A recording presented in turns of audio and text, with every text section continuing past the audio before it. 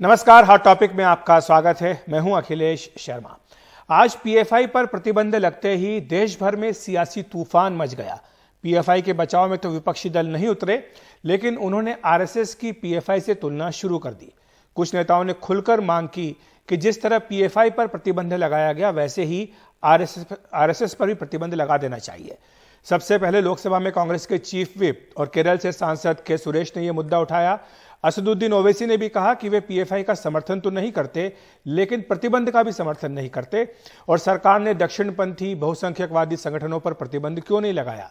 इससे पहले दिग्विजय सिंह आरएसएस और पीएफआई को एक ही थाली का चट्टा बट्टा बता चुके हैं। आरजेडी के आज फिर से अध्यक्ष चुने गए लालू प्रसाद ने भी आरएसएस पर प्रतिबंध की मांग की। आइए सुन लेते हैं लालू ने क्या कहा। पीएफआई का जांच हो रहा है और पीएफआई के तरह जितने भी संगठन हैं, इंक्लूडिंग आरएसएस, सब पर प्रतिबंध लगाइए। तो लालू प्रसाद की मांग हो या फिर अन्य नेताओं की यही मांग कि आरएसएस पर भी बैन लगा दिया जाना चाहिए। हमारे साथ पूर्व उप मुख्यमंत्री बिहार के सुशील मोदी, उनसे हमने कुछ देर पहले बात की है। सुशील जी, आपका स्वागत है एनडीटीवी इंडिया पर। आपसे सबसे पहला सवाल यही है कि लालू प्रसाद जी ने कहा है कि जिस तरह से पीएफआई को बैन किया गया, आरएसएस को भी बैन कर देना चाहिए क्योंकि ये सबसे बदतर संगठन है। आप क्या कहेंगे लालू प्रसाद जी की इस मांग पर?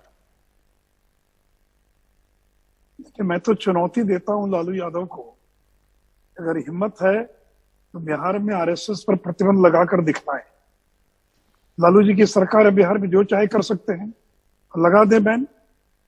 देखिए, ये तो बहुत ही शर्मनाक है कि पीएफआई की तुलना आरएसएस से की जा रही है।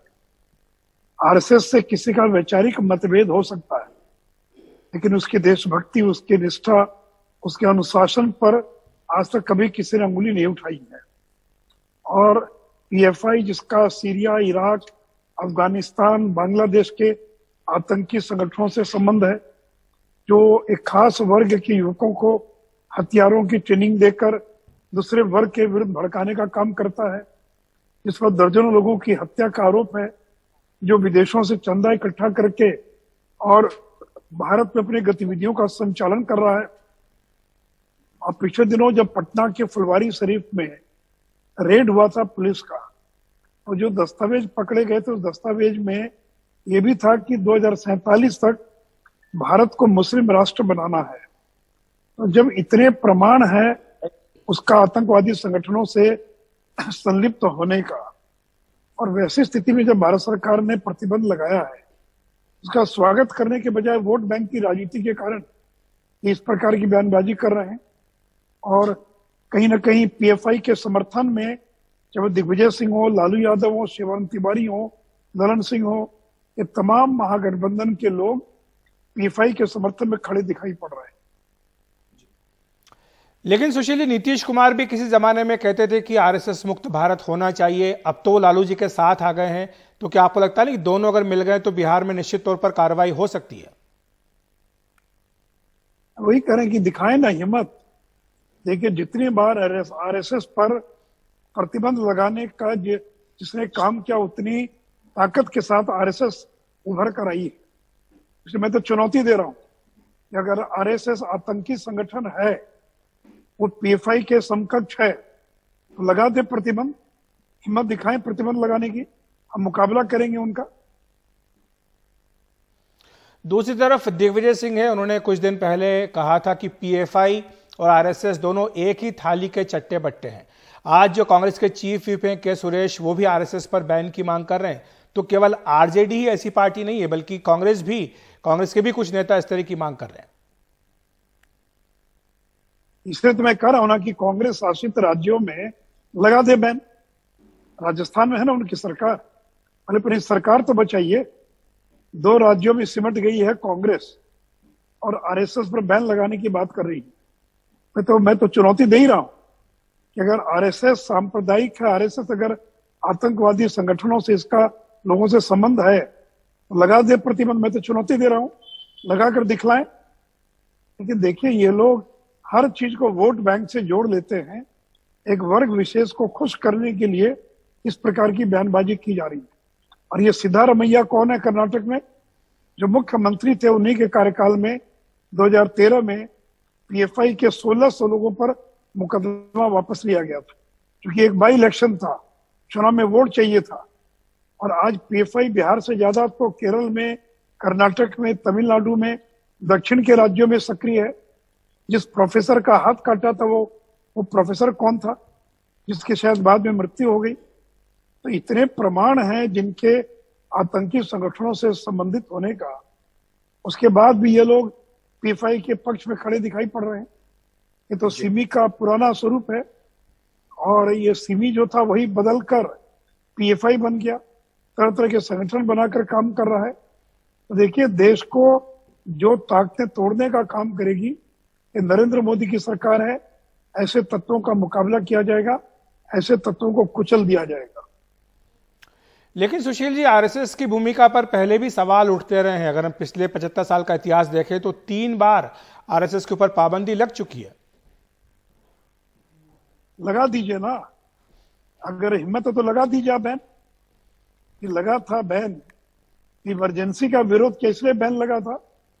उसमें तो मोरारजी देसाई से लेकर जयप्रकाश नारायण सारे लोगों को जेल में बंद कर दिया था। वो सारे लोग राष्ट्र विरोधी थे, सारे लोग जो आतंकी संगठनों से उनका संबंध था। तो देखिए, तुलना जो है जो की जा रही है वो केवल पीएफआई को समर्थन देने के लिए और इस प्रकार की तुलना की जा रही है। सुशील जी, दूसरी तरफ पीएफआई का भी बयान आया है। उसने कहा है कि ये जो प्रतिबंध है अलोकतांत्रिक है, गैर संवैधानिक है, और अदालत में वो इसको चुनौती देने जा रहे हैं। तो हर व्यक्ति को, हर संस्था को अदालत में जाने का अधिकार है। जाए अदालत में, उससे कौन मना करता है? वो उनका अधिकार, वो जाए अदालत के अंदर। तो सुशील मोदी से चर्चा हम आगे भी जारी रखेंगे, लेकिन फिलहाल हॉट टॉपिक में वक्त एक ब्रेक का।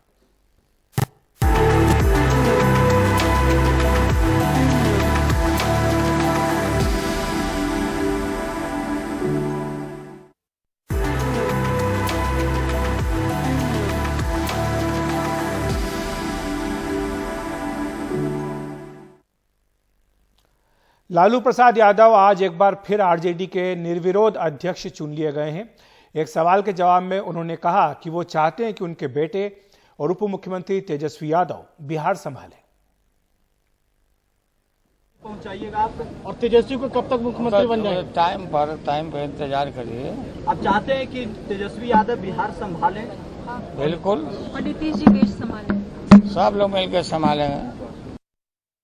तो सुशील मोदी से हमने यही सवाल पूछा है। सुशील जी, लालू जी का कहना है कि वो ये चाहते हैं कि तेजस्वी बिहार संभालें और एक तरह से नीतीश कुमार को दिल्ली भेजेंगे। तो क्या इसका मतलब ये है कि कोई डील, यही इसी बात पर डील हुई है दोनों पार्टियों के बीच में?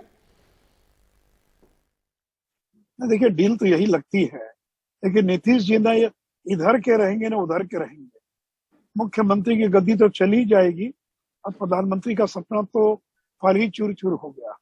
लालू जी तो चाहते हैं वो बने ना बने, लेकिन बिहार छोड़कर दिल्ली की राजनीति में सक्रिय हो जाएं, ताकि जीते जी अपने बेटे को बिहार का मुख्यमंत्री बना दें। हर बाप चाहता है कि भाई मैं कब तक रहूंगा पता नहीं है। लालू जी का स्वास्थ्य बहुत अच्छा नहीं है, किडनी के इलाज के लिए सिंगापुर जा रहे हैं। तो उनको लगता है कि भाई पता नहीं कब क्या होगा, तो कम से कम मेरे रहते रहते मेरा बेटा मुख्यमंत्री बन जाए। और तभी वो मुख्यमंत्री बनेगा जब नीतीश जी बिहार छोड़कर या तो शिवानंद तिवारी के आश्रम में जाएं या फिर दिल्ली की राजनीति के अंदर अपनी दावेदारी करें। इसके अलावा तो और कोई तरीका नहीं है। और मुझे लगता है यही डील हुआ होगा। नहीं तो, क्योंकि देखिए, लालू यादव बहुत तेज आदमी है, वो नीतीश जी से कई बार धोखा खा चुका है। इस बार वो 2024-25 का इंतजार नहीं करेगा, उसके पहले ही अपने बेटे को बिहार का मुख्यमंत्री बनवा देगा। बहुत बहुत शुक्रिया आपका सुशील मोदी जी, इस तमाम चर्चा के लिए हमारे साथ जुड़ने के लिए। तो हॉट टॉपिक में इतना ही। नमस्कार।